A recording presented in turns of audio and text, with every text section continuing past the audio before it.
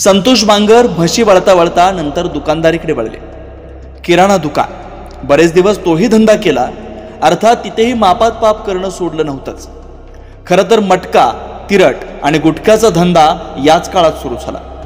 वाळू तस्करीनंतर पण दुकानदारी सुरू झाली ती याच काळात. नंतर दुकानं बंद केली, पण दुकानदारी काही सुटली नाही, ती अजून सुरूच आहे. संतोष बांगर स्वतःला कडवे म्हणजे बाळासाहेबांचे कट्टर शिवसैनिक म्हणवतात, पण खरंच त्यांना बाळासाहेब ठाकरे आणि त्यांची शिवसेना तत्व, विचार, भूमिका म्हणून कधीतरी कळली होती का?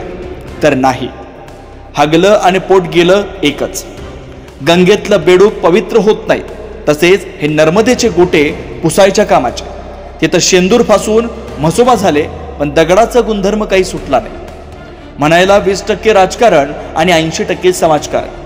प्रत्यक्षात धड समाजकारणही नाही आणि नीट राजकारणही नाही. नुसतीच दुकानदारी आणि फुकटची फौजदारी. म्हणे ठाकरी भाषा ही असली, फ्रॅक्चर करीन, तंगड मोडून हातात देईन, उरावर बसून बदडून काढी. कोणाला शिव्या देता? जनतेला, ज्यांनी तुम्हाला, तुमच्या पक्षाला, तुमच्या महायुतीला निवडून दिलं त्या लोकांना. म्हणजे हा एकटा शाहू कर्ण हरिश्चंद्राचा अवतार आणि बाकी सगळे चोर, डाकू, दरोडेखोर. हा त्यांना शिव्या देणार, त्यांची आई बहीण काढणार, बापापर्यंत जाणार. शिक्षक, डॉक्टर, वकील, पोलीस, तलाठी, ग्रामसेवक, PA, PSI, तहसीलदार, जिल्हाधिकारी, विविध खात्यांचे सरकारी अधिकारी, पत्रकार, व्यापारी, उद्योजक, व्यावसायिक हे काही माणसं नाही.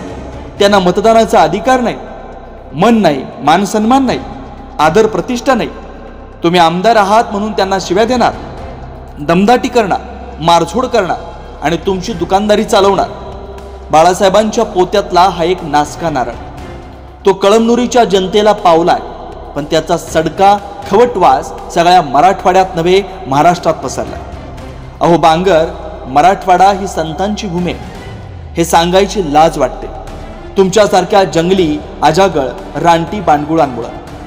त्यातल्या त्यात तुम्ही संतगुरू विसोबा खेचर, संत नामदेव आणि संत जनाबाईंच्या पावनभूमी परिसरातले. या परिसराला स्वामी चक्रधरांची सुद्धा चरणधुळी लागली. त्यांची भाषा, त्यांचे विचार कसे होते आणि तुमची भाषा, तुमचे विचार कसे आहेत, आहे काही तारतम्य? आपले नंदीग्राम आदर्श भ्रातृभक्त भरताची भूमी होय ना? त्याने राजा होण्याची संधी असताना रामाच्या पादुका सिंहासनावर ठेवून राज्य केलं. तुम्ही त्या जागी असते तर काय केलं असतं? लक्ष्मणाला फोन करून माझ्या माईनं तुला वनवासाला धाडलं होतं का? तू कशाला बोंबलायला तरफडला तिकडं? त्या शूर्पणखीचं नाक कान कापलं म्हणून लई शाणा झाला का? मायामोर नसतेच चालत असले नखरे, तिथं येऊन तंगड मोडीन असलं काही बाई बोलला असता आणि अख्ख्या अयोध्या नगरीत तो फोन कॉल व्हायरल केला असता. बरोबर ना बांगर? आपल्याच जवळ लोहा कंदारचे बहुजन क्रांतिकारी नेते भाई केशवराव धोंडगे होऊन गेले. त्यांची भाषा कडक, बेधडक, निर्भीड, आक्रमक होती, पण त्यामागं सत्याची, जनहिताची तळमळ होती. आपल्या भाषेत नुसतीच मळमळ आहे, ती सुद्धा फुकटात उथळ प्रसिद्धीचे. आज याला शिव्या दे, उद्या त्याला शिव्या दे, दमदाटी कर, मारामाऱ्या कर, लगेच या पराक्रमाचा व्हिडिओ व्हायरल.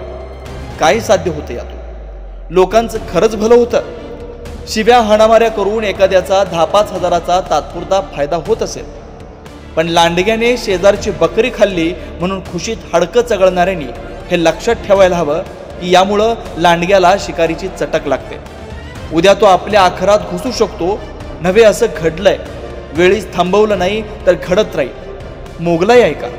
अहो मोगलाई सुद्धा निजामाच्या जुलमी अत्याचारी रजाकार प्रमुख कासम रजवीला न घाबरता धडा शिकवणारी ही जनता आहे. तिथं संतोष बांगर काय चीज आहे? खरं तर जनतेनं आता म्हणायला हवं, आता बस झालं. ही दादागिरी, शिवीगाळ, अडधाणपणा, उर्मट, उद्धट, अरेरावी चालणार नाही. लोकप्रतिनिधी आहात तर लोकप्रतिनिधीसारखे सभ्य, सुसंस्कृत, नम्रपणे वागा, बोला. कधी काळी हे संतोष बांगर किराणा दुकान चालवायचे म्हणे. ती दुकान तर बंद केली, पण दुसरीच दुकानदारी सुरू केली. 20% राजकारण आणि 80% 2 नंबर धंदे. राजकारण तरी काय? तर खिशातला दमडा न खर्चता दादागिरीच्या जोरावर व्हायरल समाजसेवा सुरू आहे. याला म्हणतात मापात पाप. ते गेल्या 6 वर्षापासून चालू आहे. मला सांगा, आमदार म्हणून संतोष बांगरांची ही सलग दुसरी टर्म आहे. आमदार झाल्यावर 2.5 वर्ष सुद्धा हा मूळ शिवसेनेशी एकनिष्ठ राहू शकला नाही. उद्धव ठाकरेंशी गद्दारी करून शिवबंधन खोक्यात टाकून या बोक्यानं शिंदेशाही तोडा पायात घातला.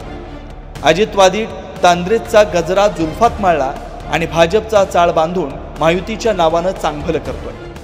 या 6 वर्षात एकदा तरी विधानसभेत त्याचं तोंड उचकटलं का? तर नाही. मतदारसंघाच्या काही समस्यांवर प्रश्न मांडले का? सोडवले का? तर नाही. नुसती दुकानदारी सुरू आहे, ते लोकांच्या नजरेत येऊ नये म्हणून. मग हे शिवीगाळीचं व्हायरल ठोंग 20% राजकारण, 80% दुकानदारी.